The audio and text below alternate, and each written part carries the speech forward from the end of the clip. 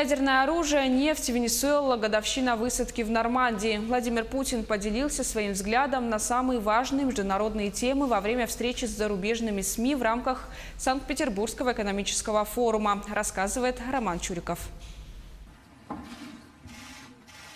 Владимир Путин в рамках Санкт-Петербургского экономического форума провел встречу с главными редакторами международных СМИ. Начал разговор о важности ядерного оружия для баланса в мире.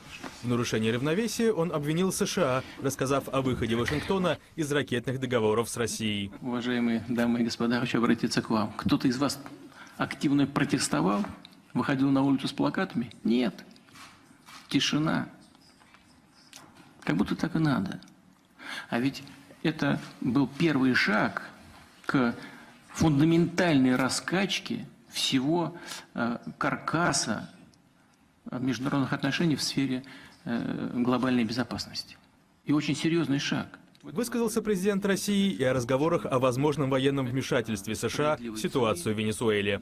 Не одобряем, наоборот, осуждаем такие действия. Тем более военное вмешательство. Это вообще катастрофа. Но, насколько я себе представляю, по имеющейся у меня информации, даже союзники Соединенных Штатов никто не поддерживает вмешательство военного. Мы специально там ничего не создаем, никаких там опорных военных баз, не перебрасываем туда войска. Этого не было никогда. Но мы выполняли и будем выполнять наши контрактные обязательства в сфере ВТС, военно-технического сотрудничества. Поведал Владимир Путин и о ценах на нефть. По его убеждению, российская экономика диверсифицируется, и топливо по $100 за баррель Москве больше не нужно. Наша перерабатывающая промышленность, сама российская, не заинтересована в слишком высоких ценах на нефть. Ну, средний такой вот, такая полка где-то в районе 60-65 долларов за баррель нас вполне устраивает. Самым острым, пожалуй, стал вопрос о том, не обижен ли Путин на то, что его не пригласили на отмечание 75-летия высадки союзников во Франции. Президент ответил, что он не свадебный генерал, чтобы его все звали, и это не проблема.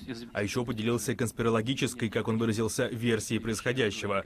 Можно представить, что в Нормандии западные лидеры собираются пошушукаться между собой перед тем, как начать какие-то контакты с Россией, заявил Путин.